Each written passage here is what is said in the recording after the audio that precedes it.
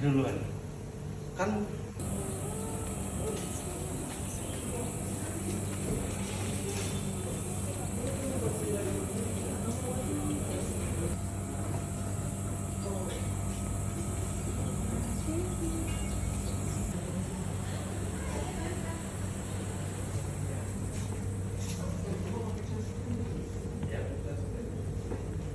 dan salam sejahtera untuk kita semua. Sebelum kita masuk ke acara kita, saya persilakan para hadirin sekalian untuk bangkit berdiri karena kita akan sama-sama menyanyikan lagu Indonesia tanah airku, tanah bersatu, Indonesia bersatu, hiduplah untuk hiduplah Indonesia Raya, tanahku negeriku yang ku cinta, Indonesia merdeka, hiduplah Indonesia. perubahan status ini berpotensi membuka ruang lebih luas untuk aktivitas. Sebagai informasi untuk kita bahwa saya hadir di sini mewakili Prodi Ilmu Komunikasi. Kebetulan tadi saya di kantor informasi bahwa ada kegiatan yang berlaku kelola secara arif dan bijaksana. Ketika kita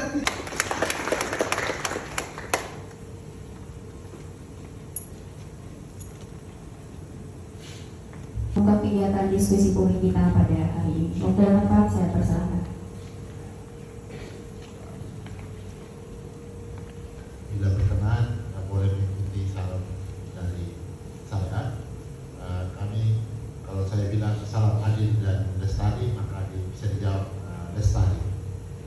Salam adil dan lestari. Lestari. Salam adil dan lestari. Lestari. Terima kasih banyak.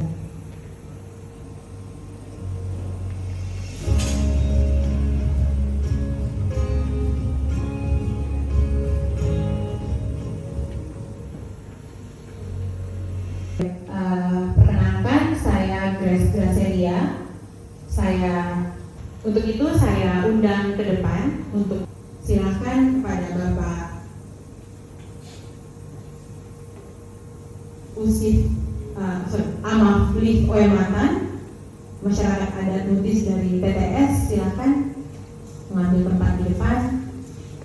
Masyarakat adat Mutis dari DPU, Bapak Keatanus Abi, silakan. Bapak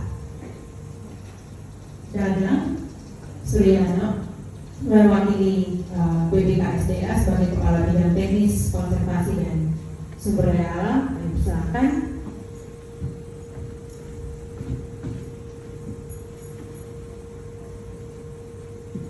Bapak Nelson Obel Provinsi NTT Komisi 4.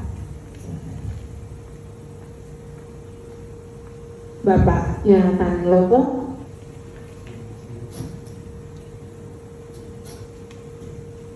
Unggulan Tanah Apalagi. Isu yang kemudian membuat semua elemen ini bergerak dalam satu gerakan. Masyarakat adat dari TTS dan juga ini ada partisipasi masyarakat juga dilibatkan dalam pembuatan kebijakan, dalam perubahan status ini atau tidak, dan seperti apa pergolakan dari masyarakat yang hari ini ada di Mutis, wilayah kawasan sekitar Mutis, untuk menolak perubahan status kawasan ini. Silakan, Bapak.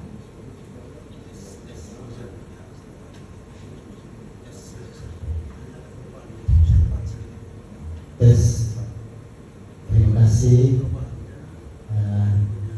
Selamat pagi. Kami ucapkan terima kasih buat Walhi yang telah memfasilitasi kami untuk kami boleh menyampaikan suara hati kami yang sekian lama terpendam karena dari pihak-pihak yang sebenarnya tidak berhak mengambil satu kebijakan di Mutis. Maka hari ini saya atas nama Levi Matan mewakili tokoh masyarakat adat, mewakili Kefetoran wilayah Molo untuk menyampaikan suara hati dari para masyarakat. Yang pertama, kalau kami orang Timur, Mutis adalah tubuh kami, yaitu air, batu, tanah, hutan. Air, batu, tanah, hutan ibarat air darah, batu tulang, tanah daging tubuh, dan hutan adalah rambut atau bulu tubuh. Jadi dalam satu tubuh tidak bisa dapat dipisahkan, karena satu tubuh banyak fungsi di dalam satu tubuh. Misalkan satu terpisah dari satu tubuh, dari bagian tubuh terpisah, maka tidak berfungsi anggota tubuh. Maka di sini kami masyarakat adat serta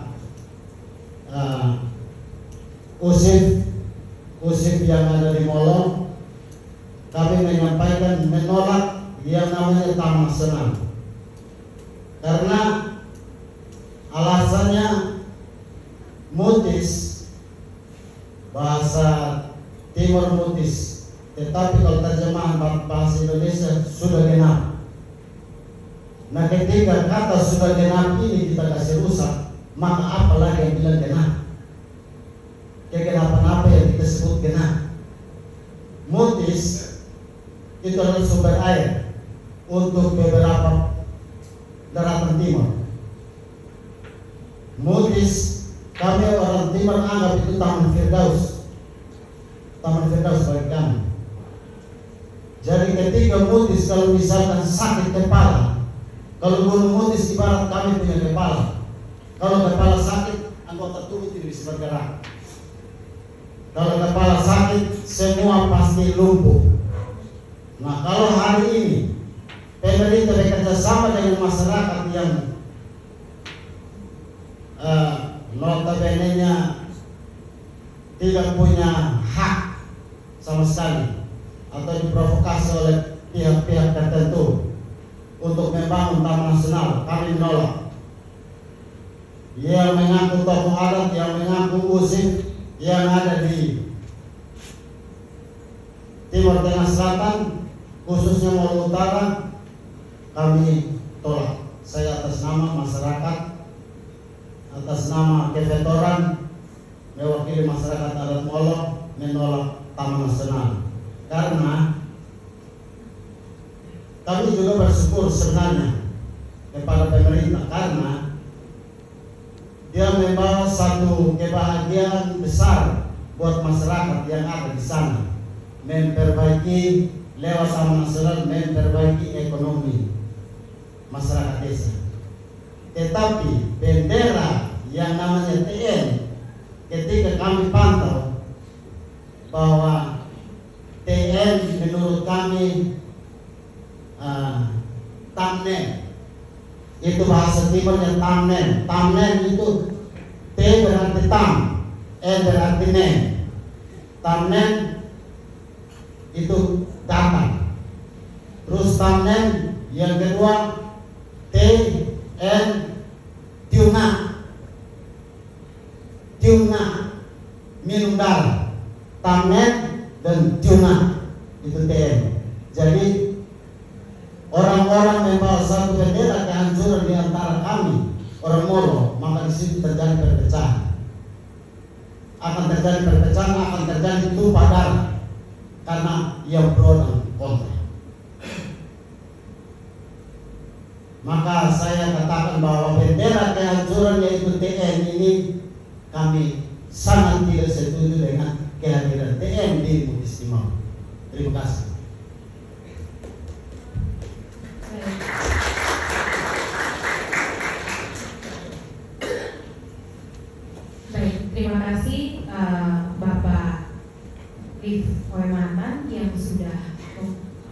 Baik, terima kasih Usif Liv Oematan yang sudah menyuarakan suara hati dari Sona Pembina masyarakat adat Mutis di wilayah TTS. Selanjutnya mungkin kita akan mendengarkan juga suara masyarakat adat Mutis dari PTU, Bapak Keantanus Abi sebagai Ketua Forum Sejarah dan Budaya Timor. Mungkin bisa juga bercerita kepada kami apa yang kemudian menjadikan masyarakat adat di wilayah Timur Tengah Utara yang dekat dengan kawasan Mutis ini melakukan penolakan terhadap perubahan status kawasan. Silakan Bapak. Baik, terima kasih. Kami sampaikan kepada wali yang memediasi pertemuan ini, dan terima kasih juga kepada Universitas Tenggara dalam hal ini visi yang telah menyiapkan tempat untuk kita berkumpul di sini, dan juga terima kasih kepada BKSD yang hadir. Yang pertama, ya saya perkenalkan, nama saya Keantanus Abi, Ketua Umum Forum Sejarah Budaya Timor, dari berbicara forum tidak hanya sebatas Timur, dari Timor Leste sampai dengan Timor Barat. Yang pertama kami sampaikan, memang kita bangsa Timor, khusus Timor Barat, kita masih trauma dengan kebijakan-kebijakan musuh. Timor bergabung di Indonesia 30 tahun, cenderung hilang akar pembinaan. Timor dijajah oleh Belanda 350 tahun. Timor masih impor ekspor, masih ekspor cenderung. Bergabung dengan Indonesia 30 tahun, cenderung akar pun tidak ada. Sehingga kebijakan pusat membuat orang Timor susah. Maka itu keputusan dari Forum Sejarah Budaya akan menolak Taman Nasional. Dari Taman Nasional itu ada 333 titik sumber air. Ada 330 titik sumber air. Itu hasil penelitian terkait internasional tahun 2000. Sehingga kita juga tidak mau nanti seperti Pulau Komodo, orang-orang diusir dari situ setelah menjadi taman nasional. Dan saya pikir dari DKSD NTT, Bapak Arif dalam ini, Bapak Dada pasti juga tidak mau untuk menjadi taman nasional. Hanya kebijakan pusat mereka menjalankan kebijakan pusat. Nah, saya pikir mereka juga setuju dengan apa yang kita buat. Calon Gubernur NTT yang sekarang terpilih juga kemarin sudah menelpon Menteri Lingkungan Hidup dan Menteri Kehutanan untuk menolak calon gubernur yang terpilih sekarang. Calon Bupati itu yang terpilih kemarin juga sudah membuat pernyataan menolak. DPRD itu juga menolak. Bupati TTS, PRT Bupati TTS juga menolak. DPR TTS juga menolak. Mungkin kita cari solusi lah. Ya, itu dikembalikan saja karena di situ tempat terakhir persemaian para leluhurnya orang Timor. Sehingga kalau kita jadikan Mutis menjadi taman nasional, satu-satunya harapan orang Timor, ibunya orang Timor di situ. Kita akan buat dibaca karena setiap tahun Mutis selalu diprimata oleh masyarakat adat melalui ritual, bunuh hewan dan lain sebagainya untuk memberi makan buat Mutis. Kalau itu dirusak, itu hancur peradaban orang Timor. Napas orang Timor itu ada Mutis. Kalau kita berbicara Mutis, kita tidak berbicara tentang negara Indonesia, kita berbicara tentang bangsa Timor. Berarti di situ ada keterlibatan dua dari Timor itu untuk berbicara tentang Mutis. Karena sumber air dari Mutis sudah masuk ke Timor Timur, ke Timor Leste, kalau kali itu dan Timur. Sehingga kalau memang Mutis seperti itu, ya karena dia seperti itu. Kalau orang Timor harus dibuat sejahtera dengan berstatus Mutis, itu tidak betul. Kalau orang Timor makan nasi dan perutnya sakit, jangan dipaksa makan nasi, biarlah makan jalan dulu. Ya. Jadi jangan paksa orang Timor untuk makan nasi, kalau perutnya nanti sakit. Kalau dia terbiasa makan ubi, makan jagung, ya kalau dia makan udang, pasti dia lebih sehat. Sehingga kami minta kepada pemerintah Provinsi Nusa Tenggara Timur untuk membuat kebijakan baru supaya kalau bisa mencabut itu surat keputusan, karena perlahan hari ini dan seterusnya akan ada tetap ada perlawanan. Perlawanan tidak akan berhenti sampai keputusan Taman Nasional Mutis dicabut. Itu yang kami sampaikan, maka itu kami minta kepada BKSD untuk mempertimbangkan kembali itu, mengirim kembali surat ke pusat untuk mencabut itu. Bisa kan tidak kita membangun Timur ditambah harus mengubah status Gunung Butis. Indonesia merdeka sudah 80 tahun. Masa untuk membangun jalan harus mengubah status. Memberikan kesejahteraan harus mengubah status. Nah, itu yang kita tidak setuju. Kalau kita tidak sepakat, itu dipertimbangkan kembali. Terima kasih. Terima kasih Bapak Keamanus Sabi untuk penjelasan yang secara detail, kemudian juga membuat kita semua di sini mengerti bahwa sebenarnya perjuangan orang Mutis menolak perubahan status kawasan ini juga berdampak pada kehidupan kita masyarakat yang ada di Pulau Timor secara keseluruhan. Berikutnya, saya memberikan kesempatan kepada Pak Dadang mewakili Balai Besar Konservasi Sumber Daya Alam Provinsi Nusa Tenggara Timur untuk bisa menjelaskan terkait perubahan status kawasan yang kemudian ditetapkan oleh Kementerian Lingkungan Hidup melalui Musisi Berbahaya dalam Sidang Kongres pada tanggal 8 September yang lalu. Seperti apa perubahan status kawasan ini Pak Dadang? BKSDA-nya, BKSDA Provinsi NTB dan seperti apa situasi perubahan ini? Karena memang setelah perubahan status ini, gejolak yang terjadi di masyarakat itu sangat besar. Kalau kita baca dari media, salah satu hal yang membuat masyarakat bergejolak dalam perubahan status kawasan itu karena memang tidak ada pelibatan masyarakat ketika perubahan status kawasan itu dilakukan. Dan kalau kita belajar dari hampir semua konflik sumber daya alam Nusa Tenggara Timur yang melibatkan masyarakat adat, itu kebanyakan karena kebijakan selalu ditetapkan dari nasional. Jadi kita menerima dalam bentuk kebijakan tanpa ada pelibatan.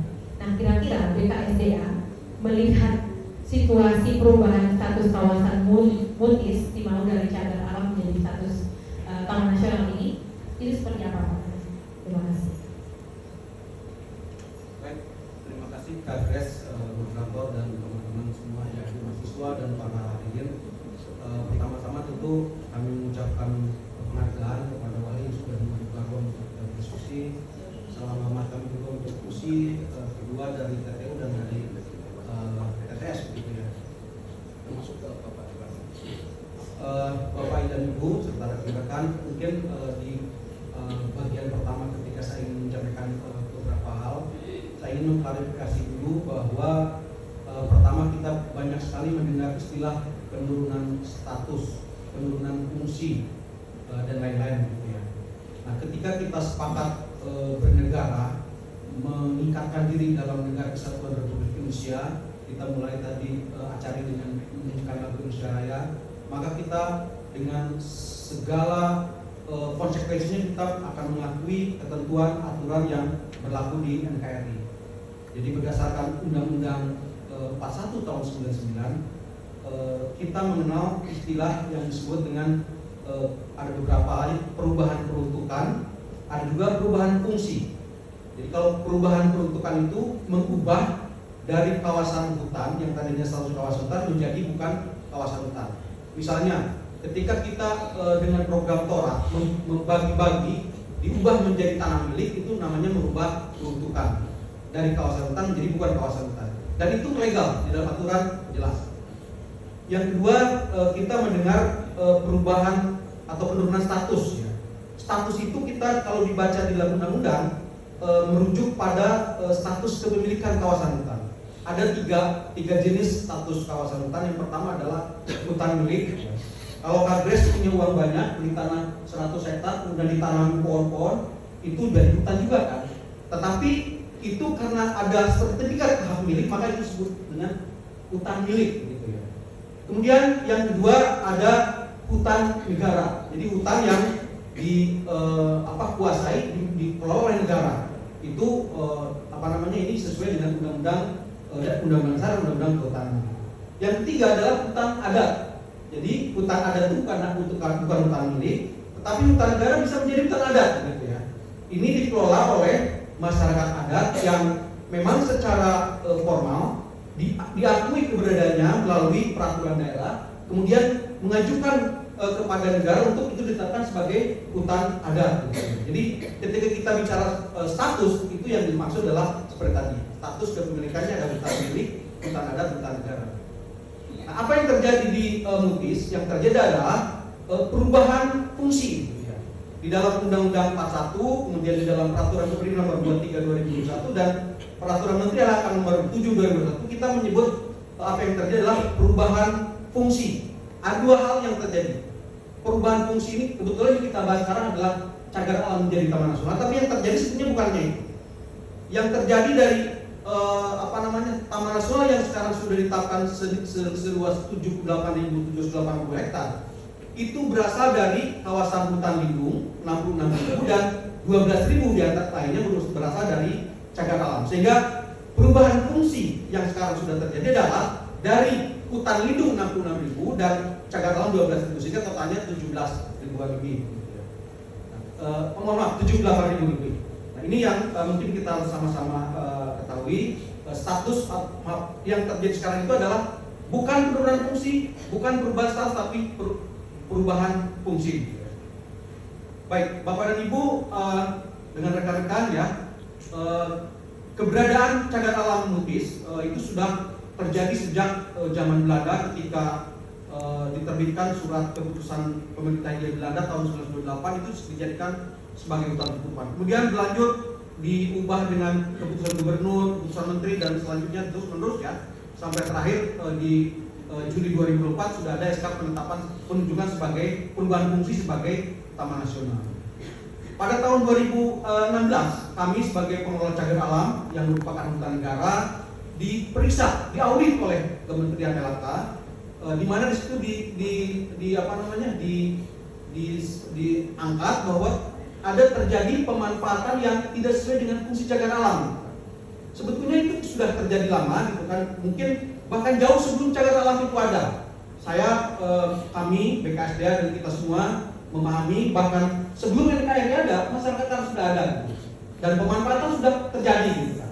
Mungkin dulu itu ada permasalahan ketika memilih fungsi yang kita pilih cagar alam itu mungkin sebenarnya harusnya lebih arif lagi dengan jenis fungsi yang memungkinkan pemanfaatan oleh masyarakat sehingga legal. Sehingga ketika kita lakukan audit di 2016 direkomendasikanlah lakukan evaluasi kesesuaian fungsi, apa yang dihasilkan dari situ ikuti rekomendasinya.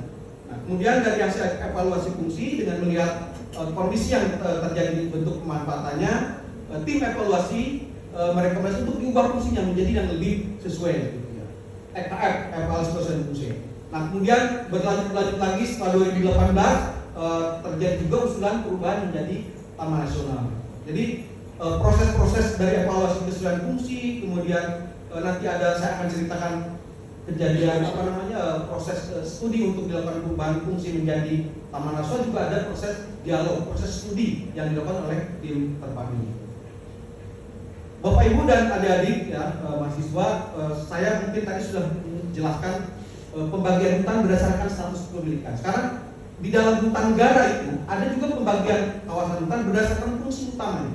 Ada fungsi konservasi, ada fungsi lindung, dan fungsi produksi. Hutan produksi untuk produksi hasil hutan kayu, hutan lindung untuk perlindungan tata air, mencegah kerusakan tanah, mencegah banjir gitu. Nah, kalau hutan konservasi fungsinya untuk ada 3 hal.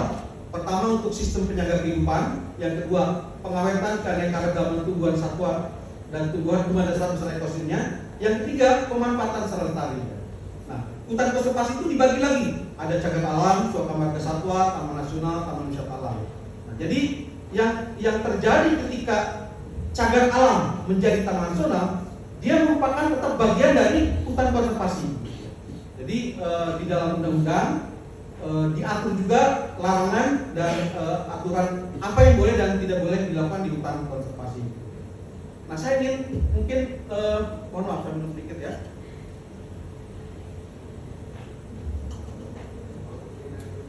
Ketika kita sepakat untuk menjadikan suatu hutan itu menjadi cagar alam, maka berdasarkan undang-undang hanya ada 4 jenis kegiatan yang bisa dilakukan. Hanya 4 jenis ruang yang bisa kita buat. Pertama ada blok perlindungan, yang kedua blok rehabilitasi, yang ketiga blok religi budaya sejarah, dan yang keempat blok khusus. Hanya itu. Nah, kemudian bedanya dengan taman nasional apa? Kalau di taman nasional, ruang untuk jenis penggunaan itu lebih banyak.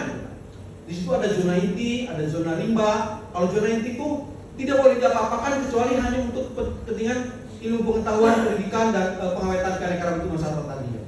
Ada zona rimba, dia untuk mendukung zona inti. Kemudian ada zona pemanfaatan, itu bisa untuk kegiatan yang menunjang budaya, untuk wisata gitu ya. Kemudian ada zona tradisional. Ini untuk mengakomodasi kepentingan masyarakat setempat yang secara tradisional sudah melakukan pemanfaatan. Kemudian ada zona rehabilitasi. Kalau hutannya sudah rusak, kita rehabilitasi tanamnya kembali.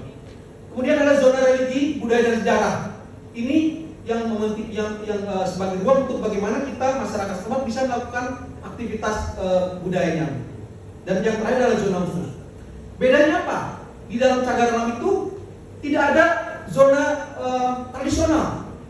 Di cagar alam tidak ada zona religi, budaya dan sejarah. Mohon maaf, ada zona religi, budaya dan sejarah. Tidak ada zona pemanfaatan. Tidak ada zona tradisional. Bagaimana ketika orang melakukan pemanfaatan hutan secara tradisional itu di cagar alam tidak boleh. Nah, sehingga kita melihat bagaimana membandingkan kondisi existing antara yang sekarang ini sudah terjadi dengan aturannya, mana yang lebih pas begitu ya. Jadi adik-adik, teman-teman, kalau kita melihat ke Mutis, di situ sudah ada aktivitas masyarakat yang secara turun-temurun sudah dilakukan. Ada pengambilan madu, pengambilan jamur, pengambilan banyak hasil hutan lainnya. Yang ketika itu menjadi cagar alam, itu tidak legal. Nah, kita pada saat kita berpikir untuk tim terpadu itu melakukan perubahan fungsi, kita ada di sebuah titik di mana kita harus memilih. Kalau kita sepakat tetap itu menjadikan sebagai cagar alam, maka kita harus konsisten dengan bentuk pemanfaatan yang hanya 4 tadi. Tetapi kalau kita ingin bagaimana membuat aktivitas masyarakat yang sekarang sudah terjadi, apa yang sudah mereka kerjakan itu untuk melakukan pemanfaatan itu menjadi legal, kita harus memikirkan untuk bagaimana menyesuaikan fungsinya menjadi suatu fungsi yang membuat aktivitas itu legal.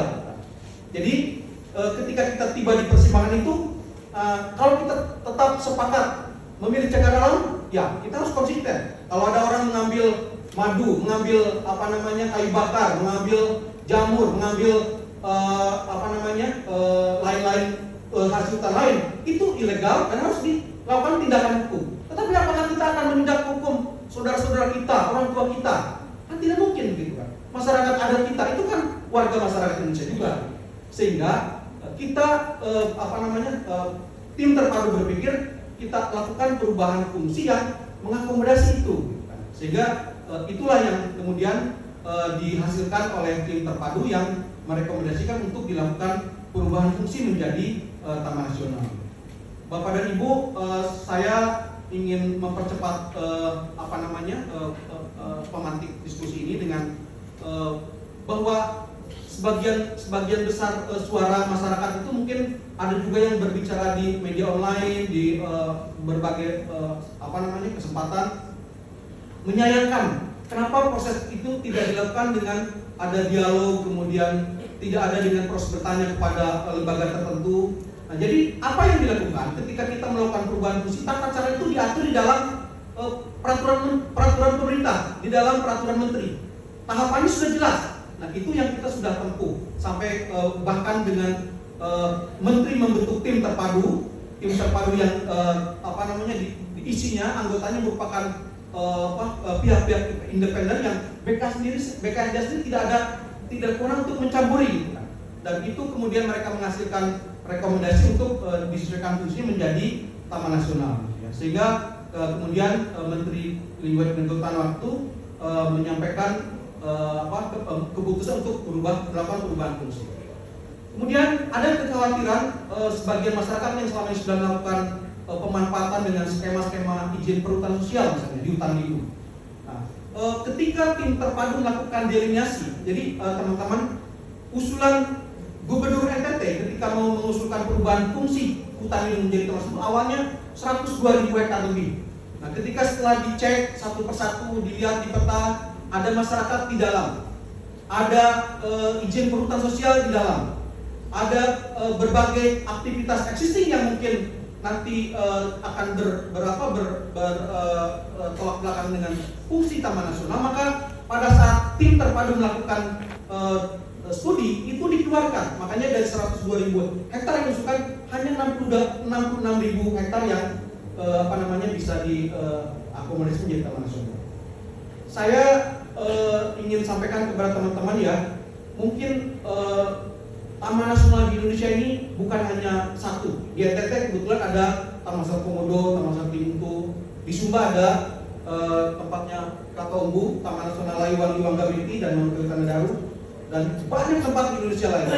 Saya mungkin sebelum bekerja di sini, saya sudah lama di NTT. Saya sejak September 92 di sini. Kemudian saya berkesempatan bekerja di tempat lain di Taman Nasional Gunung Gede Pangrango. Kami juga banyak berinteraksi dengan Taman Nasional lain. Bagaimana masyarakat adat, misalnya di Taman Nasional Gunung Halimun Salak, itu kalau memang masyarakat adat itu ada, kemudian dilakukan penegasan sebagai masyarakat adat, ditetapkan oleh Perda, diajukan sebagai hutan adat, itu dikeluarkan dari Taman Nasional. Nah, jadi ketika ada perdebatan, saya sebenarnya melihat dalam berbagai kesempatan itu gugatan masyarakat itu bukan hanya kami tidak suka cagar alam menjadi Taman Nasional, bukan hanya itu, tapi lebih dalam lagi ada sebagian suara yang hutan Mutis Timur yang selama ini sudah dikelola, dijaga, dilindungi, dimiliki, dimanfaatkan oleh masyarakat adat, Boyau tetap menjadi hak milik masyarakat adat. Kalau itu yang ingin diharapkan, yang ingin dilakukan, maka skemanya bukan menolak cagar alam menjadi Taman Nasional, tapi usahakan bagaimana lokasi atau taman hutan lindung yang sekarang sudah ditunjuk itu dijadikan hutan adat. Ada skemanya. Caranya adalah Caranya adalah bagaimana tetapkan masyarakat hukum adat melalui Perda. Di NTT belum ada masyarakat hukum adat yang diakui secara formal sebagai masyarakat hukum adat, gitu kan. Sehingga perlu ini ditetapkan. Dan di banyak tempat di provinsi lain sudah ada, gitu ya. Dan saya merasa mungkin sementara sudah cukup. Nanti akan ada proses yang bisa lebih dalam lagi. Tapi mohon izin teman-teman dan moderator, karena ini hari Jumat, saya lebih awal mungkin mohon izin kalau sampai jam 11.15 atau 11.30 nanti akan saya pamit duluan untuk menjalankan sholat Jumat. Saya kembalikan, terima kasih. Baik, terima kasih Pak Dadang untuk pemaparannya gitu. Tentu penjelasan dari Pak Dadang tadi, kalau kita korelasikan dengan apa yang menjadi tuntutan daripada masyarakat adat hari ini, tidak bisa kita katakan kita bertemu pada satu kesepahaman yang sama gitu ya. Jadi mau dibawa kemana Mutis ini? Mutis Timau ini mau dibawa kemana secara kebijakan dan tempat masyarakat adat berpijak atau berdiri, tentu akan masih jauh kita lihat bahwa ini tidak punya korelasi yang tepat gitu. Karena kalau kita mau lihat hubungan kesemestaan masyarakat adat dengan alam Mutis itu jauh lebih besar sebelum pembagian status zonasi kawasan. Gitu. Jadi memang ini belum bisa selesai gitu ya. Dalam diskusi ini kita tidak akan bisa menemukan ujungnya akan dibawa kemana. Tetapi kita bisa melihat bahwa ini mungkin bisa menjadi satu ruang untuk kita saling mendengarkan apa yang kemudian menjadi keluhan masyarakat adat, juga yang menjadi protes semua elemen aliansi masyarakat untuk menolak keras perubahan status kawasan. Karena kalau kita belajar juga dari status kawasan yang dari Komodo, misalnya status Taman Nasional Komodo, hingga hari ini juga konflik itu bergejolak. Bahkan masyarakat adat juga dipaksa untuk direlokasi dari wilayah atau rumah tanah mereka sendiri. Dan ketakutan terbesar kita juga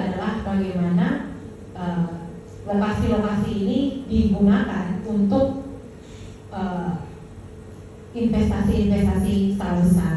Ini juga yang kemudian menjadi pembelajaran untuk masyarakat NTT pada umumnya terkait perubahan status kawasan. Kita belajar dari Taman Nasional yang ada di Komodo.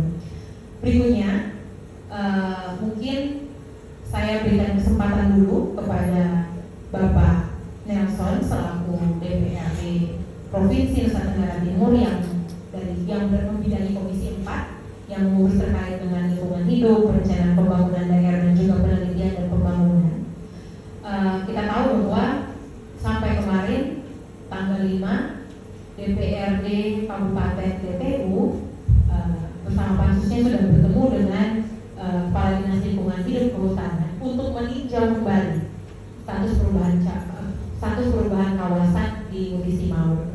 Sejauh ini Bapak Nelson, kira-kira seperti apa DPRD sebagai perpanjangan tangan dan juga sebagai perpanjangan suara rakyat menyikapi situasi perubahan status kawasan ini? Apakah DPRD provinsi akan lebih keras daripada DPRD kabupaten atau semuanya kembali pada putusan pusat? Kami persilakan Pak Nelson.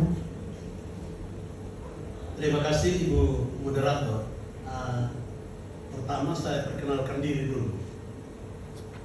Nama saya Nelson Obed Mutara. Saya tinggal di Nelpati. Saya menjadi anggota DPRD dari tahun 99 sampai dekade sekarang. Kebetulan sekali pimpinan DPRD tidak ada di tempat, lalu Komisi 4 karena bersinggungan atau PD salah satunya adalah kehutanan, maka saya diberikan mandat untuk bicara di forum yang bermartabat ini. Yang pertama, saya ucapkan terima kasih kepada Visi Perdana yang telah menyelenggarakan pertemuan ini. Yang kedua, terima kasih kepada narasumber yang hadir dalam kesempatan yang bermartabat ini bersama-sama dengan saya untuk menyampaikan beberapa ide gagasan yang kita akan diskusikan dalam ruangan ini. Salam untuk kita semua. Salve. Assalamualaikum warahmatullahi wabarakatuh. Om Swastiastu. Namo Buddhaya. Salam sehat untuk kita semua. Bapak Ibu yang saya hormati, DPRD disodorkan dengan satu tema yaitu perubahan fungsi hutan lindung dan cagar alam Mutisi Maur. Kalau kita bicara tentang Mutis, sebenarnya ada dalam pikiran kita semua. Yang pertama itu adalah regulasi, yang kedua itu adalah wilayah, yang ketiga itu adalah fungsi atau manfaat, yang keempat itu larangan. Selamat datang Pak Rudi. Pak Rudi. Yang kelima itu adalah sanksi, dan yang keenam ini lebih rumit lagi Bapak Ibu. Apakah? Nah, apakah ini yang menjadi sulit interpretasi dari masyarakat yang ada di wilayah TTS. Dan apakah ini Bapak Ibu ada 18 apakah atau pertanyaan yang biasa berkembang di tengah-tengah masyarakat. Nah, kalau tadi bicara regulasi, saya dengan Pak Dadang ini tidak jauh berbeda. Itu sama. Tentang undang-undang itu tidak jauh berbeda. Kalau bicara tentang wilayah, Bapak Ibu, ini kan ada terjadi di 3 wilayah kerajaan. Kerajaan Mamfoang, Kerajaan Molo, dan Kerajaan Myanmar. Apa manfaatnya? Manfaat tadi sudah disampaikan oleh Pak Dadang tadi. Yang perlu kita diskusikan di sini adalah 18 pertanyaan yang saya ingin membagikan kepada Bapak Ibu supaya menjadi pemantik kita untuk diskusi dalam forum yang terhormat ini. 18 pertanyaannya begini, saya baca saja agar supaya kita jangan salah persepsi. Pertanyaan yang pertama Bapak Ibu,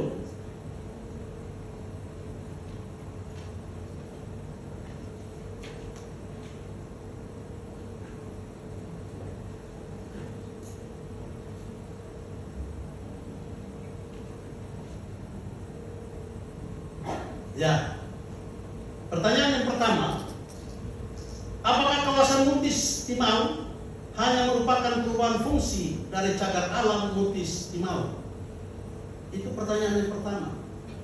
Dan ini kalau salah menjawab, itu menjadi timbul pertanyaan baru bagi masyarakat di wilayah TTS. Nah, ini kita berpikir bersama agar supaya menjawab ini harus menunjukkan bagi banyak orang dan juga berpedoman pada regulasi yang disampaikan oleh Pak Dadan tadi. Pertanyaan yang kedua, apakah setelah menjadi Taman Nasional pohon ampuku akan ditebang dan diganti dengan tanaman budidaya yang lain? Itu pertanyaan yang kedua. Pertanyaan yang ketiga, Bapak Ibu, ini menarik. Apakah yang dimaksud dengan penunjang budidaya dalam pemanfaatan Taman Nasional? Itu pertanyaan yang ketiga. Dan juga ada pertanyaan yang keempat. Apakah masyarakat di sekitar masih memiliki akses ke dalam Taman Nasional? Pertanyaan yang kelima, apakah setelah menjadi Taman Nasional pengelolaannya diserahkan kepada investor? Ini biasa kita ada keributan di TTS seperti itu. Pertanyaan yang keenam, dicurigai terdapat potensi tambang emas dalam kawasan Taman Nasional. Apakah nantinya akan dieksploitasi oleh Taman Nasional sendiri? Pertanyaan yang ketujuh, apakah proses perubahan fungsi hutan lindung dan cagar alam menjadi Taman Nasional sudah dikonsultasikan kepada DPR RI dan tokoh adat serta dilengkapi dengan penelitian ilmiah dan naskah akademik? Nah, ini kebetulan ini Undana ada terlibat. Ini akan perdebatan pikiran di situ. Dan pikiran itu harus dipertengkarkan agar supaya menjadi solusi yang baik untuk anak cucu kita. Yang berikut ke-8, apakah masyarakat adat masih diizinkan untuk melaksanakan ritual adat dalam kawasan Taman Nasional? Yang ke-9, apakah keuntungan masyarakat sekitar setelah menjadi Taman Nasional? Nah, tadi yang disinggung oleh Pak Dadan tadi, fungsi dan manfaat itu. Yang ke-10, apakah benar setelah menjadi Taman Nasional ribuan hektar eks kawasan cagar alam akan dibuka untuk pentautan? Yang ke-11, apakah setelah hutan lindung dan cagar alam menjadi Taman Nasional, masyarakat masih dibolehkan mengambil dan menjual madu? Tadi sudah disinggung oleh Pak Dadan tadi. Yang ke-12, apakah setelah menjadi Taman Nasional, masyarakat masih dibolehkan untuk memanfaatkan air dalam Taman Nasional? Yang ke-13, siapakah orang yang hadir pada saat deklarasi Taman Nasional Mutis Timau dan apa kepentingannya? Yang ke-14, apakah setelah hutan lindung dan cagar alam menjadi Taman Nasional akan dikelola oleh kantor tersendiri? Itu pertanyaan yang sangat mengganggu itu, dan protes di mana-mana itu seperti itu. Pertanyaan yang ke-15, apakah benar setelah menjadi Taman Nasional akan dibangun hotel di atas gunung? Nah, pasti usik ke marah-marah lagi. Pasti usik ke marah-marah. Yang ke-16, apakah setelah menjadi taman nasional, objek wisata di luar taman nasional masih akan diperhatikan? Yang ke-17, apakah setelah menjadi taman nasional, kawasan yang sakral akan menjadi tidak sakral lagi akibat banyaknya pengunjung? Pertanyaan yang ke-18 atau yang terakhir, apakah setelah menjadi taman nasional, prostitusi akan merebak? Nah, ini 18 pertanyaan. Lalu pasti ada pertanyaan yang berikut, fungsi DPR-nya di mana? Kami ini perpanjang tangan dari rakyat. Dan ingat apa yang tadi disampaikan oleh Pak Dadang tadi, bahwa kita berpatokan pada regulasi. Pertanyaan yang berikut adalah, Mutis ini, di situ ada alam, di situ ada masyarakat adat, di situ ada masyarakat dan pemerintah. Nah, posisi kita ada di mana? Oleh karena itu, Bapak Ibu, kami sebagai DPR akan menjembatani ini masyarakat adat dan pemerintah, agar supaya tidak boleh di antara kita ada interpretasi yang ganda. Kalau ada interpretasi ganda, maka menjadi soal di situ kita punya cara pandangnya. Kalau cara pandang kita salah, maka salah juga kita berkomunikasi. Kalau salah berkomunikasi, maka fatal kita mengambil keputusan. Kalau fatal kita mengambil keputusan, maka di situ rakyat dan pemerintah akan tidak berjalan bersama-sama. Itu pikiran kami dari DPRD. Selebihnya kami ucapkan terima kasih dan saya kembalikan kepada moderator. Terima kasih. Baik, terima kasih Bapak Nelson untuk pemaparan dan 18 pertanyaan apakah dan siapakah yang sudah dipaparkan untuk kita semua. Dan saya harap mungkin ini tidak menjadi rangkuman pertanyaan yang disampaikan oleh masyarakat ketika beraudiensi dengan DPRD dan Bapak kembalikan kepada kita di sini, tetapi ini bisa menjadi pijakan untuk DPRD Provinsi Nusa Tenggara Timur melihat ke arah mana kebijakan menjembatani kebijakan antara pemerintah pusat dan juga masyarakat adat yang hari ini memperjuangkan wilayah hutan dan juga Mutis yang ada di Mutis, kawasan Mutis.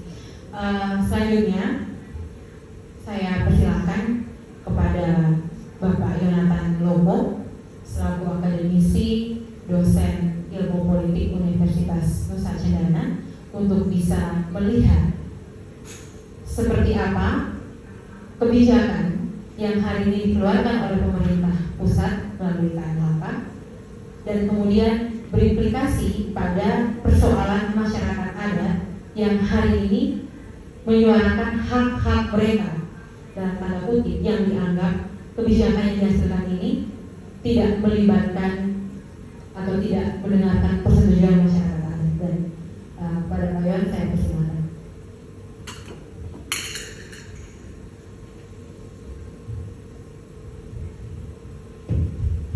Oke, baik, terima kasih moderator Febres. Selamat pagi menjelang siang untuk kita semua, para tokoh adat, para wisip, Pak Dadang, Pak Nelson, Bu Ulang, dan para hadirin sekalian yang saya hormati. Sekali lagi selamat siang. Saya mendengarkan dengan saksama, semoga tidak salah interpretasi, khususnya terhadap 18 apakah yang disampaikan oleh Pak Nelson, dan saya kira ada masih banyak apakah lain yang mungkin bisa ditambahkan oleh hadirin sekalian. Tetapi saya kira nanti saya akan coba lipat itu kira-kira menjadi 3 diskursus besar mengenai persoalan yang kita diskusikan hari ini. Tapi itu nanti sebentar.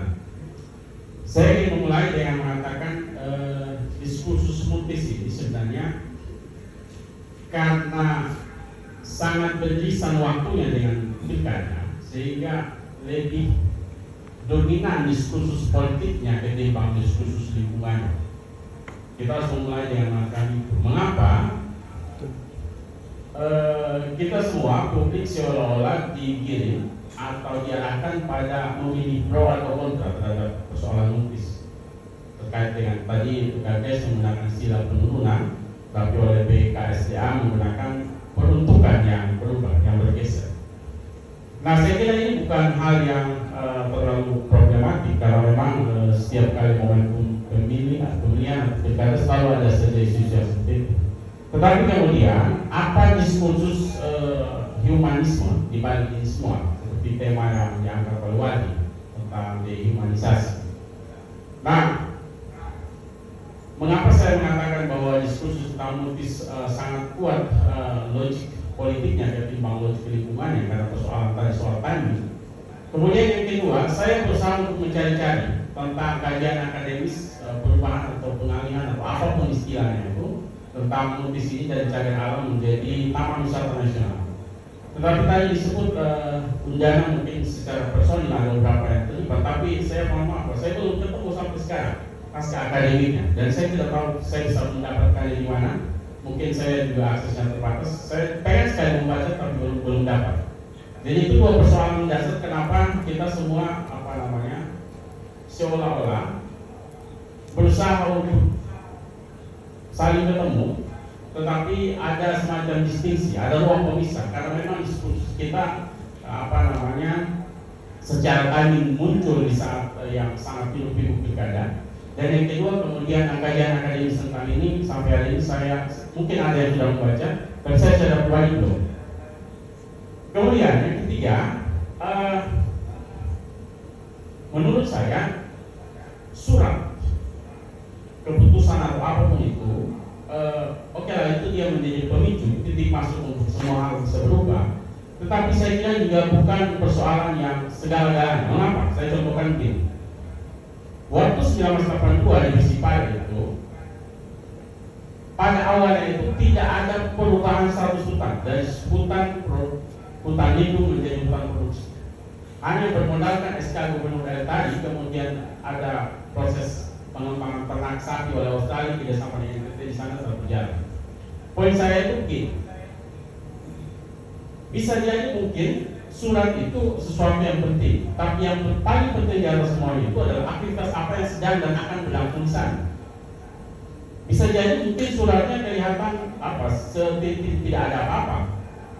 Diksi mengenai penurunan, kemudian diksi mengenai peruntukan yang berbeda bisa sangat soft. Tapi persoalan bagi saya bukan terletak pada situ. Di situ hanya soal-soal administratif. Nah, kalau misalnya saya diizinkan untuk melipat 18 isu apakah tadi yang disampaikan oleh Pak Nelson tadi, saya kira ada 3 kategori atau isu besar yang bisa dijadikan sebagai diskusi supaya bisa mencari solusi atau jalan keluar terbaik di semua problem lain. Yang pertama itu tadi kan soal right to property, hak atas mutis dan sekitarnya. Ruang-ruang pembatasan kewenangan misalnya antara negara di level pusat kemudian di level daerah, masyarakat adat, masyarakat secara pribadi itu sejauh mana haknya atas tanah dan sumber daya yang terkandung di dalam kawasan mutis dan sekitar. Itu isu yang pertama. Isu yang kedua itu soal akses. Tadi sudah disampaikan oleh Pak Nelson dan mungkin oleh dari BKSDA dan para tokoh adat tadi sudah menyampaikan. Ini kan seringkali menjadi kekhawatiran. Jadi akses terhadap sumber daya dan bagaimana sejauh mana siapa mengatur apa itu menjadi penting.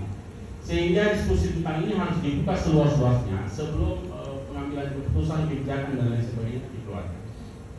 Dan yang ketiga yang sering disuarakan oleh Wali itu kan soal hutan, soal konservasi, soal forest conservation. Ujung-ujungnya soal misalnya kelangkaan lingkungan, soal air dan lain sebagainya. Jadi 3 diskursus ini term akademisnya begitu. Kalau secara praktik, secara konkret kan tadi sudah diuraikan oleh Pak Nelson tadi. Mungkin masih banyak yang lain kalau ditambahkan. Nah, persoalannya sekarang itu adalah ada distrust dari publik terhadap cara kerja negara di banyak tempat, bukan hanya di mutis. Kan? Ada seorang teman sering mengatakan begini, dalam konteks eksploitasi sumber daya alam atau pengelolaan sumber daya alam, itu kehadiran pemerintah itu seringkali menguasai dengan cara menindas dan membangun sambil merusak. Kira-kira itu. Polanya adalah hampir di semua tempat sebelum kemudian ada perubahan status surat dan ada investor masuk segala macam entah dengan apapun namanya, selalu ada polarisasi, ada pro dan kontra, ada setuju dan tidak setuju. Jadi pemilahan masyarakat ke dalam dua spektrum utama itu menjadi cara kerja hampir di sembarang tempat di seluruh Indonesia, bukan hanya Mutis atau bahkan NTT. Jadi hampir selalu begitu. Coba Anda lihat di Pocoleo, di mana-mana, di semua tempat ya, selalu begitu. Sehingga kemudian niat baik apapun selalu dibangun atau di belakangnya itu ada distrust publik terhadap apa yang mau disampaikan atau apa yang mau dibuat oleh pemerintah. Dan sudah ada banyak studi, sudah ada banyak kajian tentang itu bahwa niat baik saja itu tidak cukup, tetapi caranya harus benar. Kira-kira begitu. Nah, pelibatan warga, citizen participation dan lain sebagainya itu menjadi poin yang saya kira absen dalam diskursus Mutis.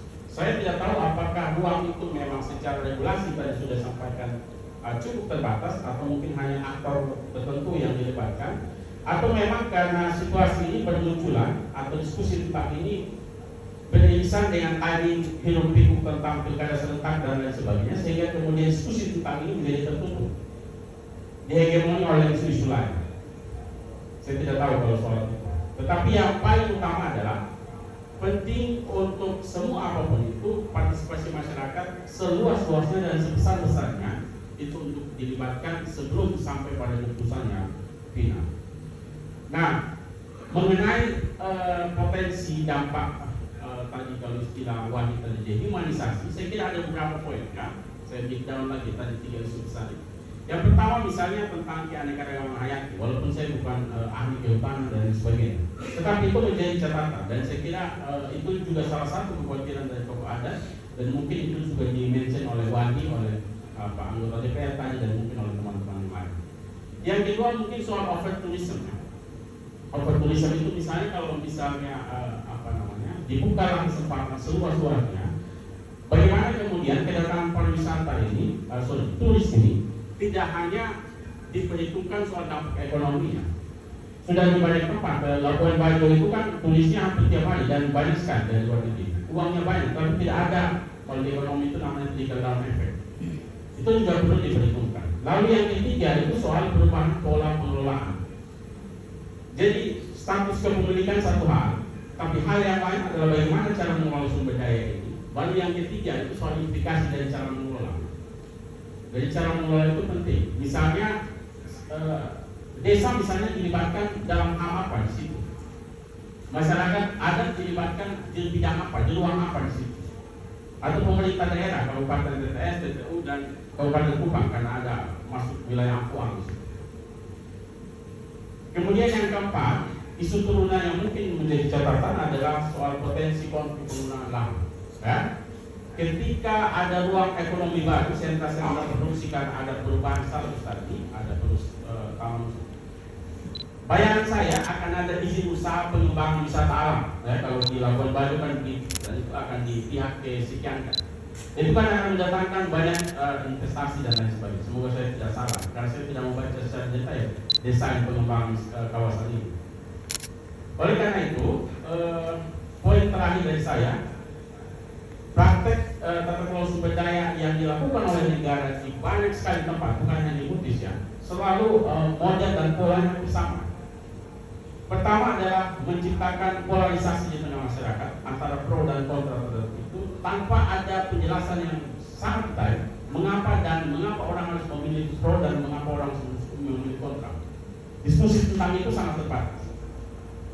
Yang kedua, saya kira pelibatan masyarakat dalam semua proses pengambilan keputusan apapun itu menjadi syarat mutlak supaya kebijakan apapun itu bisa diterima dengan baik dan tersosialisasikan sampai saya kira ke lapisan masyarakat yang paling dekat dan bersentuhan langsung dengan sumber daya ini. Mungkin itu beberapa poin yang bisa saya sampaikan, semoga ada manfaat. Terima kasih, selamat siang.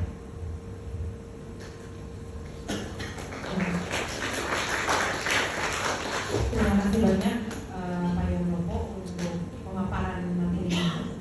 Saya pikir kita tercerahkan oleh beberapa hal yang kemudian dilihat oleh mata akademisi melihat persoalan dan gejolak yang hari ini terjadi di wilayah kawasan Mutis Timau.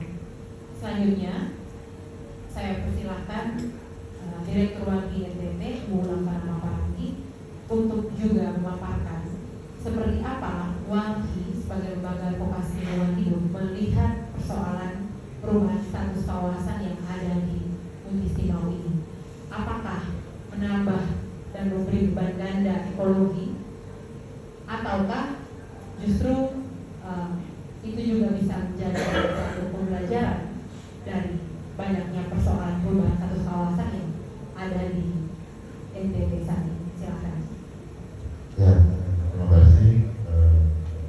Saya mungkin karena Bapak tadi itu mengatakan anak pulang dalam waktu yang cepat, dan sebenarnya kita ingin banyak kalau Bapak juga harus menjalankan perintah agama, maka saya berupaya sesingkat mungkin walaupun saya banyak dieksplor dari beberapa hal yang Bapak sampaikan tadi.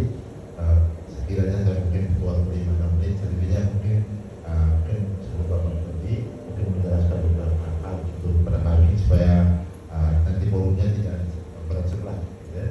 Ya, pertama satu yang kita harus pahami pertama bahwa Taman Nasional yang akan digagas atau sudah disahkan yaitu rencana Taman Muntis dan Timau menjadi Taman Nasional Muntis Timau, kita lihat tidak berdiri di ruang hampa, bahwa ini hanya soal konservasi, seolah-olah ekopol tidak berkelindah di dalam, seolah-olah ekonomi politik itu tidak ada di dalam skema ini.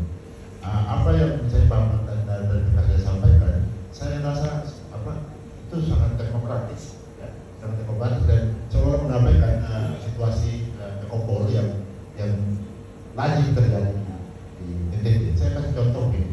Saya kebetulan juga mendampingi dulu kasus tambang emas di Taman Nasional Lewang Liwanganiti di tahun 2012. Kemudian kita berhasil mengusir PT Hydro Resources dari Australia itu dengan perusahaannya PT Pantai Resources. Dan itu juga mereka dengan menggunakan skema pinjam pakai kawasan.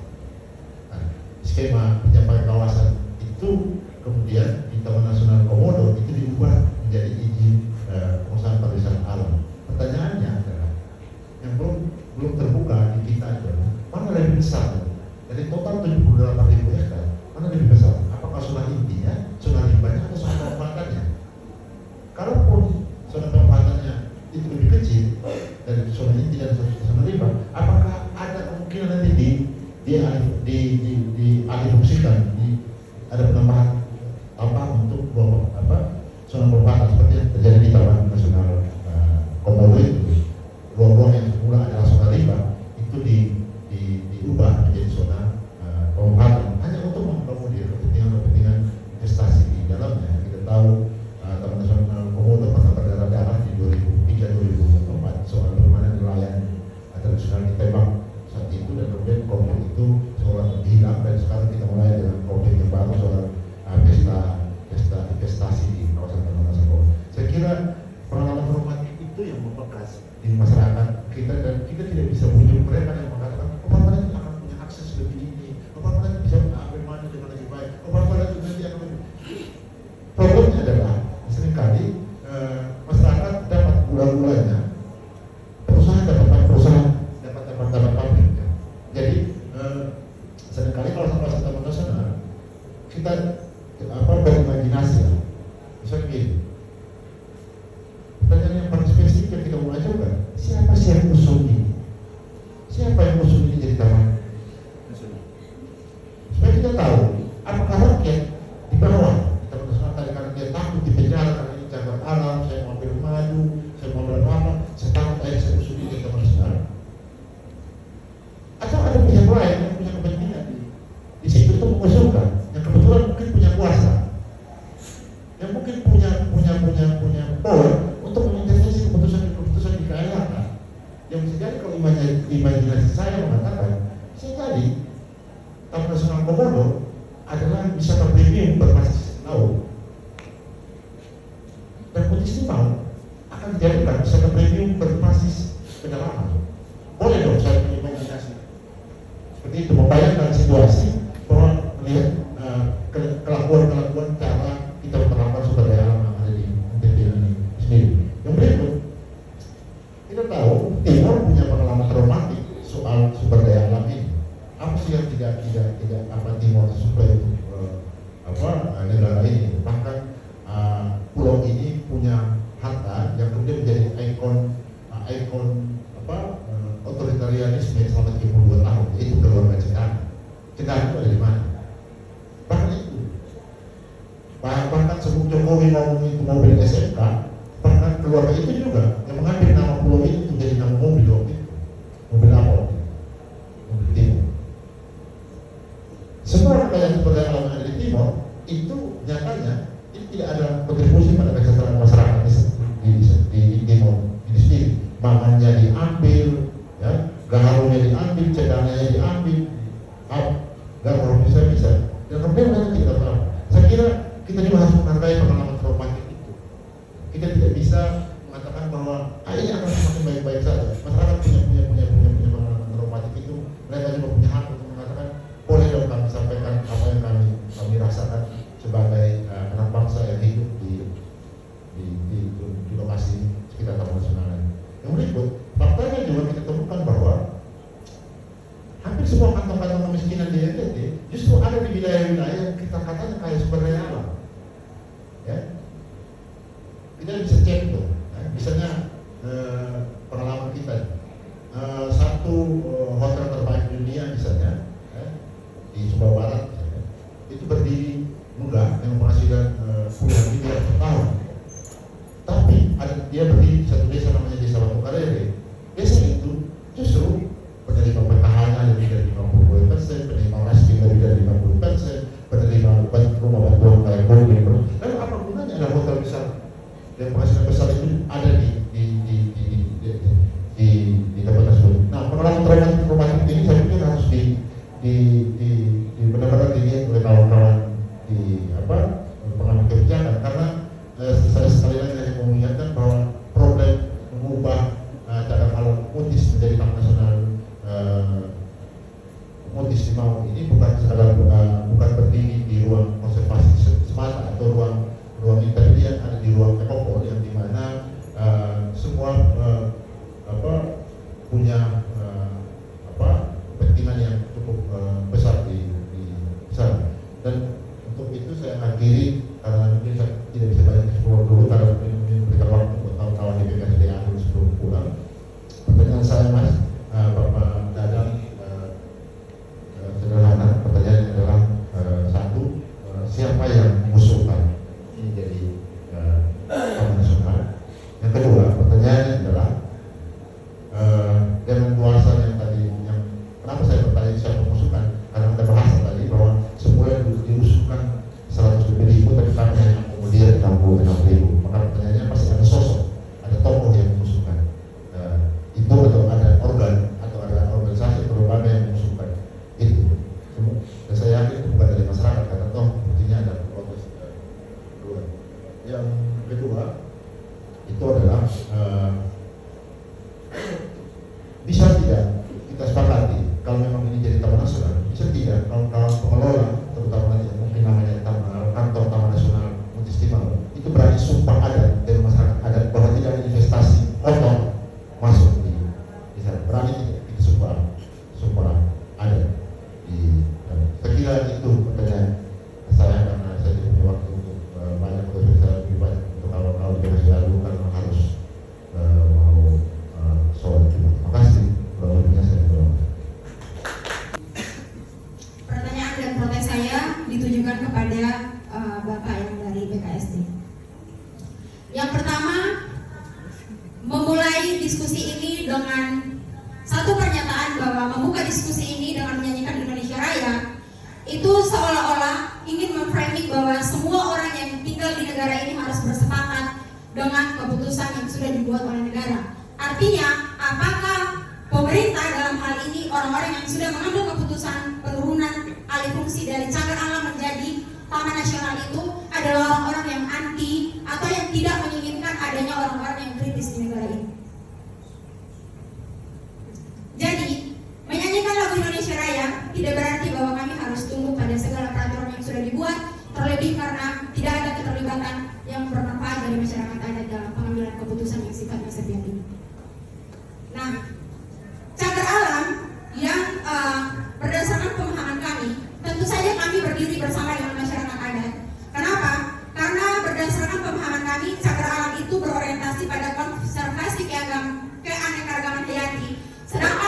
nasional itu berorientasi pariwisata yang lagi-lagi tentu akan bermuara pada ekonomi kapitalis.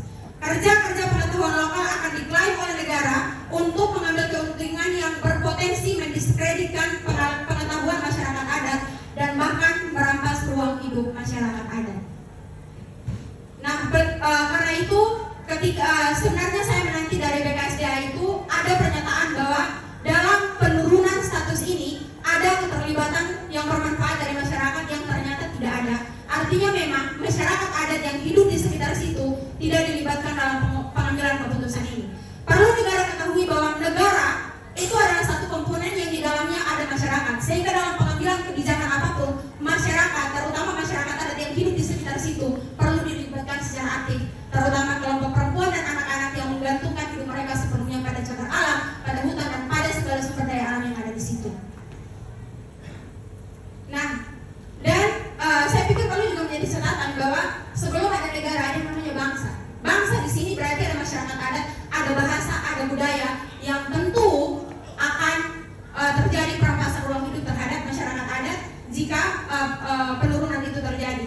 Tentu saja pemerintah tidak bisa berdalih bahwa itu hanya alih fungsi, dia tidak mengalami penurunan. Bagaimana tidak disebut penurunan? Karena sesuatu yang sifatnya konservasi kemudian diturunkan menjadi taman nasional yang akan berorientasi pada pariwisata. Itu saya sangat meragukan keputusan itu sebenarnya. Jadi pertanyaan saya adalah apakah masyarakat karena gini, tadi ada pernyataan bahwa kalau di cagar alam itu berarti kalau mengambil madu dari situ berarti masyarakat adatnya bisa dipenjara. Saya pikir ini adalah manipulasi yang sangat tidak masuk akal. Karena sekian lama, tadi saya sudah katakan bahwa sebelum ada negara, sudah ada bangsa, sudah ada masyarakat adat yang hidup sekian lama, yang melihat cagar alam Mutis itu sendiri sebagai sumber penghidupan mereka, dan selama ini mereka sudah memanfaatkan cagar alam itu untuk kebutuhan masyarakat adat. Sehingga ancaman-ancaman seperti itu saya pikir sangat manipulatif, terutama ketika masyarakat adat itu tidak dilibatkan. Dan lagi, saya agak kaget ya ketika Bapak mengatakan bahwa saya hanya cuma waktu untuk segini. Saya pikir seharusnya ruang ini membuka diskursus yang sifatnya dua arah. Jadi tujuan Bapak dilibatkan sebagai pengambil keputusan di sini dengan dihadirkan masyarakat adat supaya terjadi diskursus dua arah. Bapak tidak diundang hanya menyampaikan materi dan kemudian Bapak pamit. Saya pikir tidak seperti itu. Terima kasih Bapak. Pertama-tama terima kasih untuk teman-teman dari Walhi. Langsung saja mungkin terkait dengan Mutis hari ini, kita tahu bersama bahwa in the name of the development, dengan mengusung nama besar development atau pembangunan dengan juga keberlanjutan, kita tahu bahwa akan mengorbankan banyak pihak, apalagi status Mutis yang kemudian akan mengalami pergeseran makna, tentu juga akan merugikan banyak pihak. Pertanyaan saya kepada Bapak Delson dan juga Bapak dari BKSD, mungkin apakah negara sejauh ini memikirkan terkait dengan krisis yang akan terjadi di masa depan? Karena kita tahu berbicara soal Mutis, artinya kita juga berbicara soal keberlangsungan hidup masyarakat yang ada di timur, dari Indonesia mungkin sampai dengan Timor Leste. Krisis yang akan terjadi adalah krisis air. Nah, kita tahu bahwa krisis air ini akan meliputi seluruh kehidupan. Air adalah sesuatu yang bertautan erat dengan kehidupan manusia dan juga bertautan erat dengan kehidupan perempuan. Karena perempuanlah yang akan paling mengalami dampak ketika krisis air itu terjadi. Nah, apakah pemerintah dalam hal ini BKSD dan juga Bapak Nelson yang tadi sampaikan 18 pertanyaan yang saya pikir harus ditanyakan lagi kepada negara, bagaimana negara menyikapi hal ini. Yang kedua, terkait dengan pelibatan masyarakat, tadi dikatakan bahwa dalam perumusan sebuah kebijakan pastinya ada pelibatan masyarakat, entah masyarakat dari TTS maupun TTU dan lain sebagainya.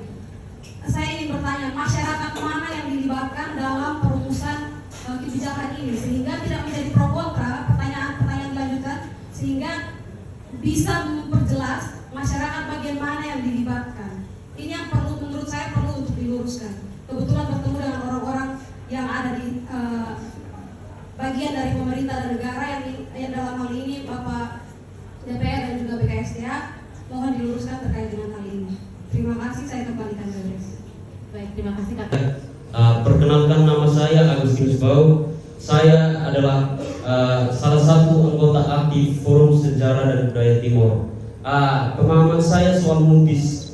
Mutis itu adalah jantungnya Pulau Timor, dan Mutis itu ketika kita merusak Mutis, maka yang berkaitan dengan jantungnya Pulau Timor pasti akan rusak. Dan misalkan kita manusia, contohnya manusia, kalau jantung kita dirusak oleh orang lain, pasti anggota tubuh kita akan tidak berfungsi dan pasti akan mati.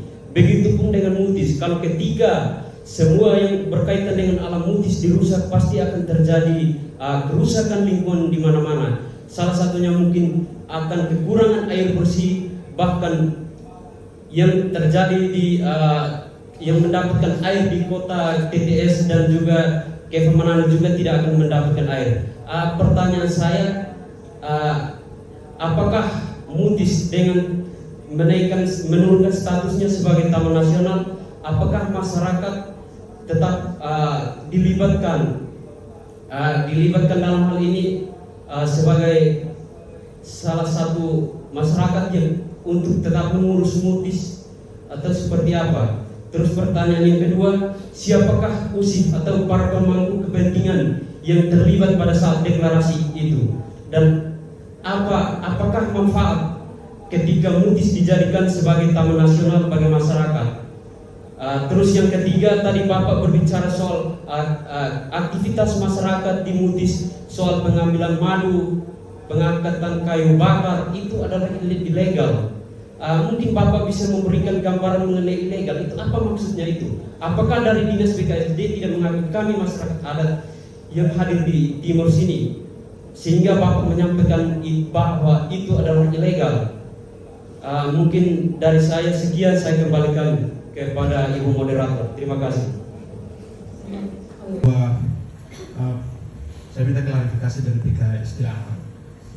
Dua hal penting.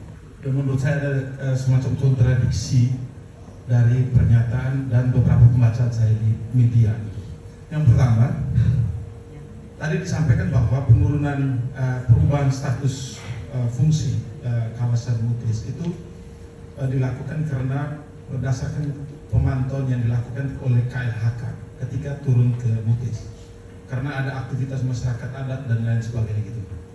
Nah, yang kedua, ada kontradiksinya adalah menurut saya di pemberitaan media yang lain. Dari BKSD sendiri juga menyampaikan bahwa kawasan yang hari ini merupakan cagar alam itu juga akan ditetapkan sebagai zona inti. Itu di pemberitaan media yang lain. Kemudian pertanyaannya, apakah kemudian ada soal pertimbangan yang tadi temuan KLHK dan lain sebagainya, kemudian dia punya berdampak dari penetapan status Taman Nasional Mutis Timor. Itu yang pertama. Lalu yang kedua, kontradiksi yang kedua, saya minta klarifikasi juga soal pernyataan terakhir soal masyarakat adat. Di akhir dari pernyataan itu, materi tadi menyampaikan bahwa masyarakat hukum adat di Nusa Tenggara Timur itu belum ada. Kalau kita cara pandang kita domain verklaring, cara pandang kita hukum positivistik, secara de jure iya. Karena cuma beberapa kabupaten di Nusa Tenggara Timur yang punya perda masyarakat hukum adat gitu.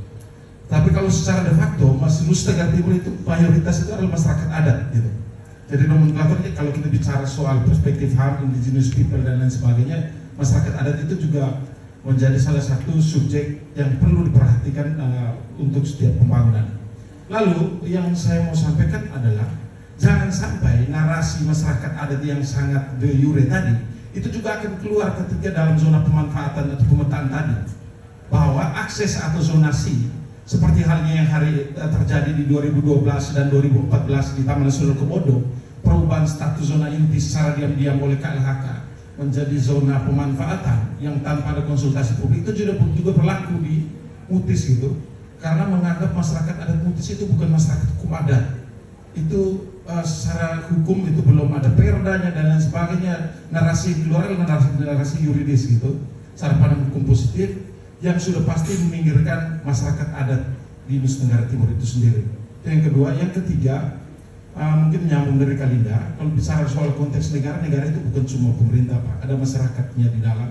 Jadi apa yang disampaikan oleh masyarakat adat hari ini itu bukti bahwa mengakomodir soal pendapat atau partisipasi publik di level perubahan status Cagar Alam Mutis menjadi Taman Nasional Mutis Timau itu gagal dalam sisi partisipasi publik.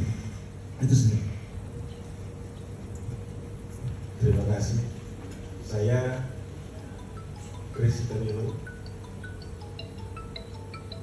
Dan kalau orang TTS sebenarnya paham pasti tahu dari mana, asal jelas. Saya juga putra Timur Tengah Selatan, walaupun lahir di luar. Bapak-bapak yang di depan, Kakak Umbu, saya mau menyatakan beberapa hal. Yang pertama, ke panitia, saya protes dulu. Bisa ya? Di undangan acara dimulai jam 8, 7.45 saya datang sampai sini, belum ada satu panitia juga. Kakak operator di belakang tadi yang sudah ada kebetulan. Ini fatal. Kita mau bicara hal yang penting, tapi yang lucu sepertinya kita harus evaluasi diri kita kembali.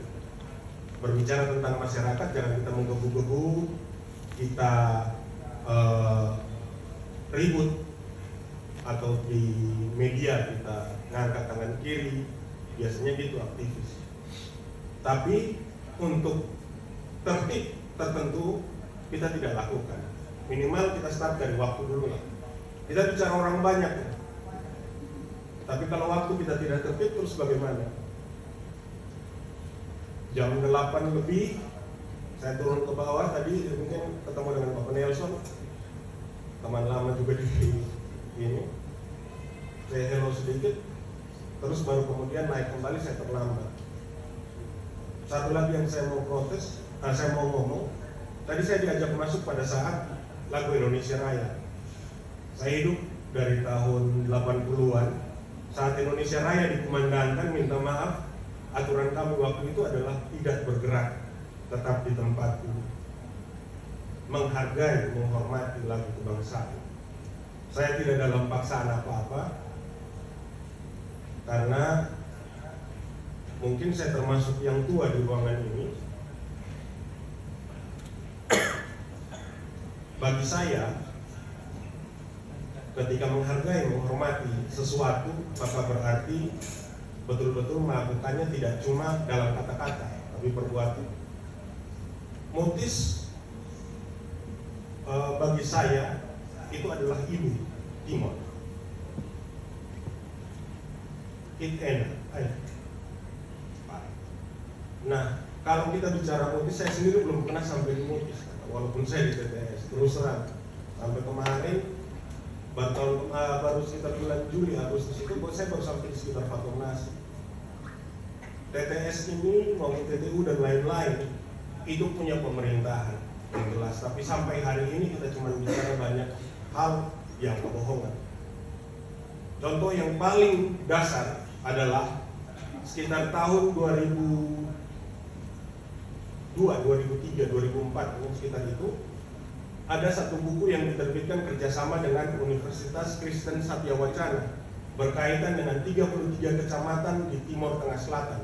Potensi daerahnya, potensi tanamannya, potensi pariwisatanya dan sebagainya. Itu bisa diakses kembali di website Bapeda Timur Tengah Selatan. Tapi sampai hari ini saya tidak lihat buku itu beredar di masyarakat. Buku itu cuma dikunci di sudut tertentu di Perpusda Timur Tengah Selatan. Saya tahu karena saya juga ikut menyusun buku itu. Ini artinya kita tidak pernah serius. Bukan cuma baru kita bicara Mutis setelah ada ledakan bahwa ini akan turun status atau naik status. Pemerintah di mana terus sudah pertama? Mereka sudah berpihak, iya. Tapi keberpihakan ini apakah sampai kepada masyarakat? Belum. Artinya ada yang terputus. Nah, ini yang mari kita bersama-sama menyambungnya. Yang kedua, pernyataan saya, Bapak Mama, kakak adik semua, kalau kita bicara yang namanya pro dan kontra, kita pasti bicara juga nanti sama seperti kalau Dewan bertanya, kalian mau wakili rakyat, rakyat yang mana?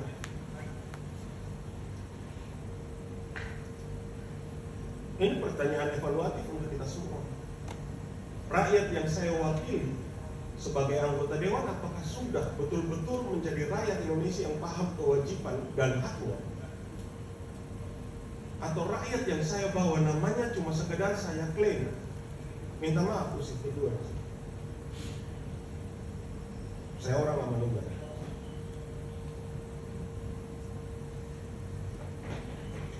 Tapi yang saya mau bicarakan adalah secara keseluruhan TTS ini kita tidak bicara, atau TTU atau sebuah bangsa kita tidak bicara bagaimana cuma memenuhi atau mendapatkan hal-hal yang jadi hak. Tapi sudahkah kita menjadikan atau menjalankan kewajiban kita? Saya belum melihat itu terlalu.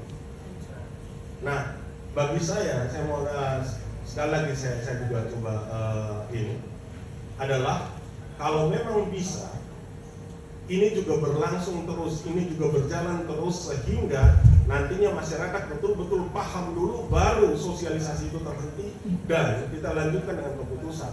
Begitu. Oke, mungkin kita bisa berkembang dalam diskusi. Ya.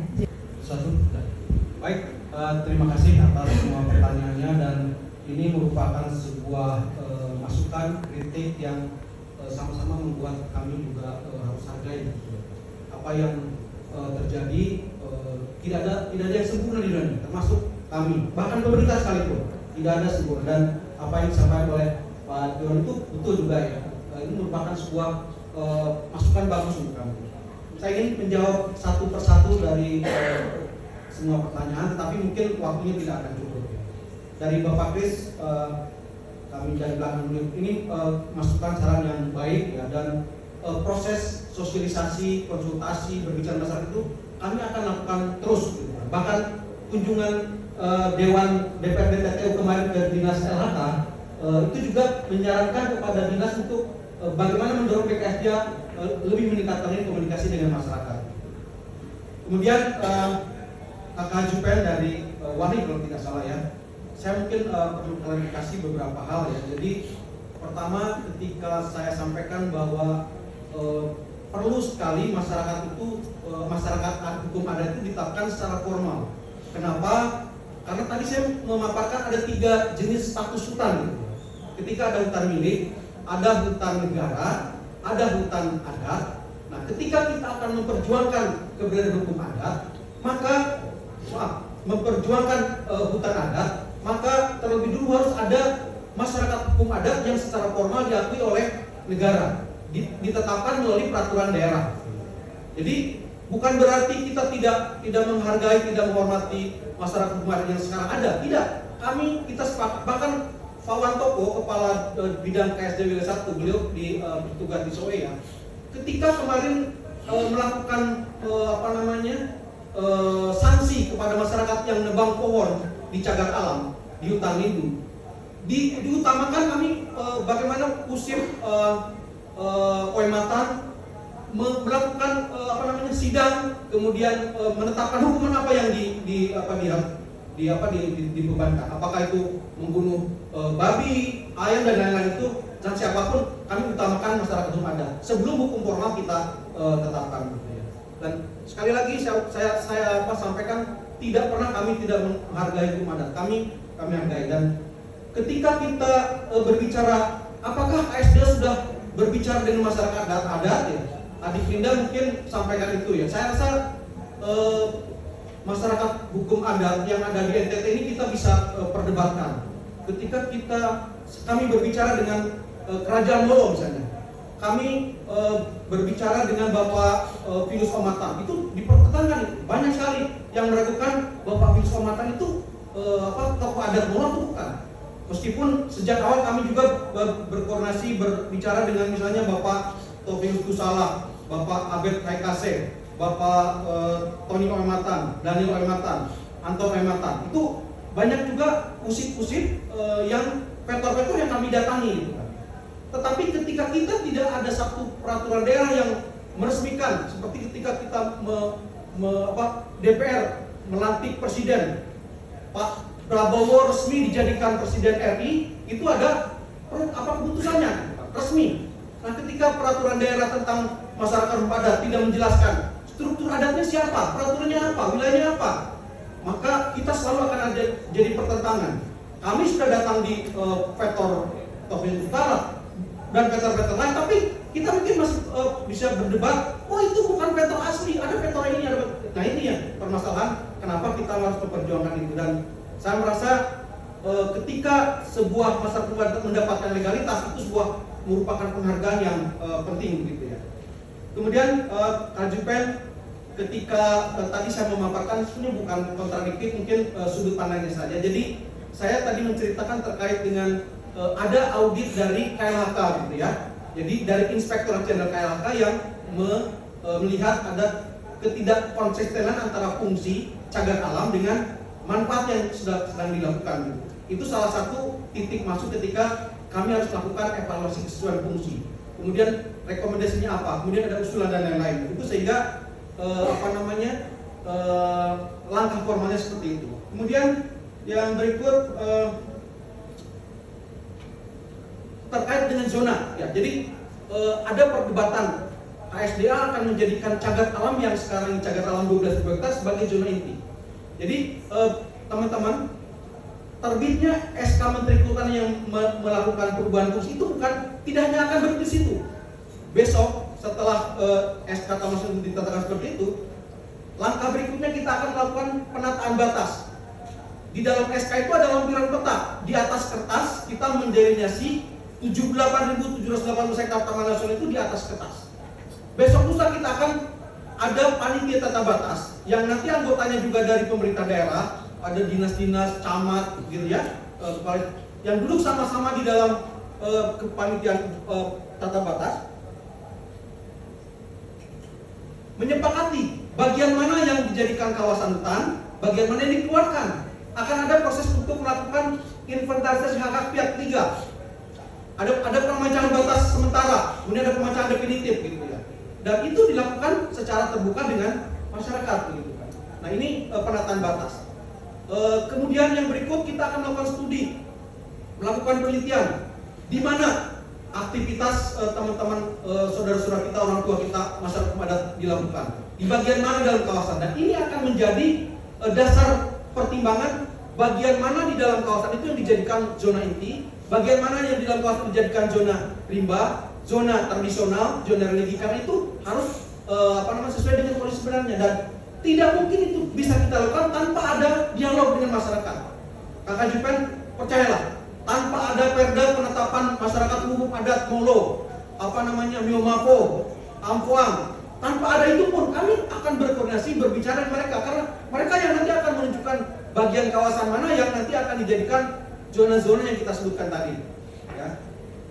Kemudian yang berikut, saya rasa ini sudah sekaligus juga menjawab pertanyaan Adik Linda ya. Saya mohon maaf mungkin ketika tadi berbicara tentang masyarakat urban, sebenarnya saya dengan jelas bisa menyebutkan siapa-siapa saja tokoh adat yang sudah kita temui gitu kan. Tapi ini jadi bisa menjadikan perdebatan begitu.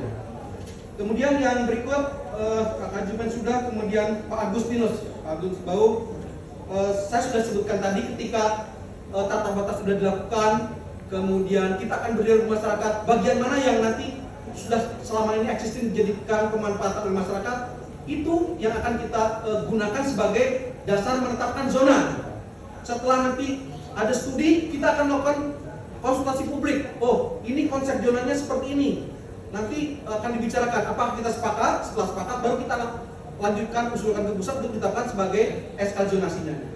Setelah menjadi SK zonasi itu ditetapkan, maka pemanfaatan yang bisa dilakukan, termasuk masyarakat hukum adat, masyarakat setempat, yang tadi kita sebutkan di sini adalah zona tradisional. Masyarakat bisa melakukan aktivitas pemanfaatan tradisional, religi bisa juga di situ, pemanfaatan di situ. Sehingga jangan ada kekhawatiran ketika ini sudah kita tetapkan dan ditetapkan kawasannya dan zonanya, masyarakat tetap akan bisa beraktivitas.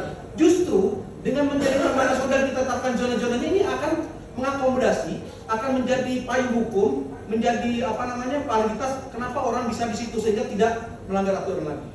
Mohon maaf tadi kalau kita tersinggung terkait dengan orang sudah lama melakukan aktivitas pemanfaatan sejak NKRI belum ada, kami hormati. Tetapi ketika kita berbicara tentang aturan, tentang pasal-pasal orang dianggap melanggar, dianggap ilegal itu kalau tidak sesuai dengan aturannya.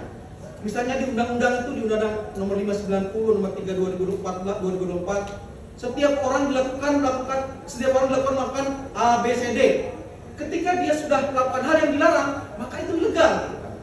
Apa yang sekarang kita lakukan? Bagaimana membuat zona-zona, lokasi-lokasi itu sesuai dengan kondisi sehingga tidak ada lagi pelanggaran. Sehingga masyarakat yang selama ini sudah melakukan pemanfaatan tetap akan lanjut melakukan pemanfaatan. Kemudian saya percepat mungkin terkait dengan dari Bu Christine ya, adik Christine ya. Jadi apakah negara tidak memikirkan nanti akan terjadi krisis gitu ya. Jadi jangan pernah membayangkan ketika Taman Nasional itu ditetapkan, maka notis itu akan dibuka, akan dijadikan Taman Impian Jaya Ancol, akan dijadikan Taman Indonesia Indah, ditebang semua. Tidak. Taman Nasional bukan begitu. Taman Nasional tetap kondisi aslinya.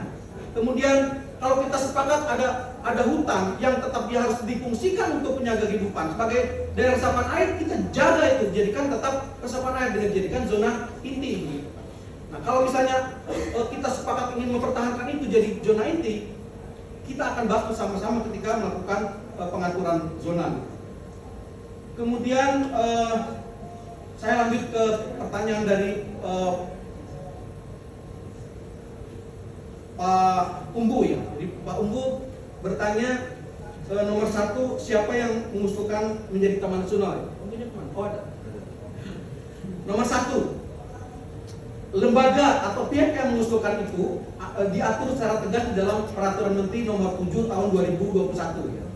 Kalau itu kawasan hutan konservasi, yang mengajukan usulan itu adalah Direktorat Jenderal KSDAE. Jadi Pak Dirjen KSDAE membuat surat usulan kepada Menteri untuk usulan cagar alam menjadi taman nasional. Jadi Pak Dirjen melakukan itu setelah membaca hasil evaluasi kesesuaian fungsi, membuat usulan, diajukan kepada Menteri, baru Menteri membuat SK untuk membentuk tim terpadu. Tetapi untuk kawasan yang bukan cagar alam itu domainnya ada di pemerintah daerah. Kalau hutan produksi, hutan yang menjadikan taman nasional, yang membuat usulan adalah gubernur. Ada suratnya. Jadi nanti kita bisa secara terbuka. Saya rasa kami banyak juga bekerja sama di Taman Santri Pangrango. Kami ada perjanjian sama dengan Walhi. Saya rasa kita akan lebih banyak bertukar data lagi nanti ya. Kemudian jika nanti disepakati TN, bagaimana proses memberdayakan masyarakat? Saya pikir sudah terjawab di paparan sebelumnya ya, ketika masyarakat diajak untuk berdialog di mana kegiatan yang mereka sudah lakukan selama ini, kemudian itu kita jadikan zona yang sesuai, maka masyarakat akan bisa secara legal beraktivitas itu. Sekarang saya ingin menyampaikan dari pertanyaan saya itu, berarti tidak pihak Taman Nasional atau dari Taman Nasional nanti supaya ada dengan masyarakat. Baik. Bahwa tidak boleh ada investasi berbasis investor di dalam kawasan Taman Nasional. Itu pertanyaan kedua ya. Tadi saya sampaikan Bapak Ibu, adik-adik ya, apa yang kita lakukan setelah adanya terbitnya SK perubahan fungsi? 1, kita akan melakukan penataan batas, kemudian studi untuk zonasi. Kita akan menyusun SK zonasi. Kemudian yang berikut kita juga akan menyusun desain tapak ketika nanti akan dibangun, di mana boleh dibangun dan tidak. Kemudian kita akan melakukan juga penyusunan rencana pengelolaan jangka panjang. Dan yang berikut yang akan kita dorong adalah mengusulkan untuk dibentuk unit pengelola Taman Nasional. Nanti akan dibentuk Balai Taman Nasional Bukistimo. Saat ini belum ada. Nah, saat ini mungkin selama unit pengelola belum ada, maka Dirjen menugaskan Kepala Balai Besar KSDT. Nah, saya rasa mungkin sumpah itu bisa saja kita lakukan, tetapi lebih pas nanti kalau dilakukan oleh unit pengelola yang nanti sudah dibentuk oleh Menteri. Baik, saya kembali ke hal terakhir yang saya sampaikan ya. Ada 3 opsi kalau kita ingin mempertanyakan Taman Nasional. Nomor satu, jika kita semua sepakat cagar alam Mutis Timau itu tidak usah dijadikan taman nasional, tetapi jadikanlah dia jadi hutan adat gitu ya. Jadi hutan adat artinya bukan hutan negara, bukan hutan milik, tapi hutan adat. Maka kita harus melakukan beberapa langkah. Satu, upayakan untuk melakukan validasi, meresmikan status masyarakat adatnya. Nanti saya akan kirim kepada Grace tata cara bagaimana masyarakat hukum padat bisa diresmikan dengan tata cara bagaimana proses hutan menjadikan hutan adat. Itu tidak apa-apa. Kami tidak ada masalah. Kenapa? Kehutanan itu punya misi. Misinya itu adalah hutan lestari masyarakat sejahtera. Apakah harus dengan cara taman nasional? Tidak. Kalau itu dengan hutan adat itu bisa lestari, yang penting hutan lestari masyarakat sejahtera. Dengan itu kami tidak masalah. Tetapi kita tempuh prosedurnya. Ada tahapan nanti saya akan kirim buku dan saya rasa itu bisa dibagikan. Alternatif kedua, kalau kita sepakat tidak usah dijadikan taman nasional, tetap saja jadi cagar alam, maka konsekuensinya kita harus sepakat dengan ketika ada hal yang dilarang di dalam cagar alam itu tidak dilakukan, tetapi ada orang melakukan, kita harus lakukan penegakan hukum. Tapi apakah kita mau seperti itu? Usir punya masyarakat sudah ngambil malu, ini hak milik kami. Ya, kami hormati itu, tapi bagaimana kita buat aturan secara formal? Oke, itu yang alternatif kedua. Alternatif ketiga, bagaimana kalau kita lanjut menjadi taman nasional, tetapi langkah-langkah yang disebutkan tadi, ada penataan batas, ada penataan zonasi, ada nanti pembuatan desain tapak, ada pembuatan rencana pengolahan. Awasi kami, dampingi kami, kerjakan bersama-sama kami, dan itu memang di dalam peraturannya memang harus bersama-sama gitu. Kawal pelaksanaannya. Jadi apa yang nanti kita lakukan harus sesuai dengan harapan, dengan aturan yang ada, sehingga tidak ada melenceng-melenceng gitu kan. Dan apa yang nanti sama-sama kita sudah niatkan untuk dilakukan ya bisa tercapai gitu kan. Nah, silakan kita pilih semua tiga pilihan itu, apakah akan dijadikan hutan adat, tempuh prosedurnya, apakah tetap menjadi cagar alam, kita harus terima konsekuensinya, atau apakah menjadi taman nasional yang dengan cara menjadi taman nasional itu aktivitas yang ada menjadi legal, tetapi ayo kawal proses langkah-langkah untuk melakukan tata batas, pengaturan zonasi, kemudian desain tapak dan rencana pengolahannya. Mungkin begitu ya. Saya berharap meskipun tidak menjawab satu persatu, mudah-mudahan bisa menjawab semua ya. Saya atas nama pimpinan BPKSNT sudah terima kasih sudah diberi kesempatan sini Pak Dewan, kemudian teman-teman para narasumber lain ya. Ini merupakan kesempatan terbaik yang kami tidak bisa peroleh. Saya juga tidak menganggap pusip-pusip di samping saya ini sebagai orang yang musuh kami, tidak. Kami menganggap mereka orang-orang tua kami yang siapapun kami akan datangi gitu, Pak. Dan seperti Pak Kris ya tadi, kita akan terus lakukan itu sampai nanti yang sampai tidak akan selesai. Kita melakukan terus ya sosialisasi. Baik, mungkin terima kasih sekali lagi, mohon maaf kalau ada kata-kata yang salah, dan kami terbuka untuk nanti beraudiensi, berkomunikasi, dan jika ada teman-teman yang mungkin perlu tata cara atau sekarang akan kami sampaikan kepada Ibu Grace. Terima kasih. Wassalamualaikum warahmatullahi wabarakatuh. Kami mohon pamit duluan. Baik, terima kasih Pak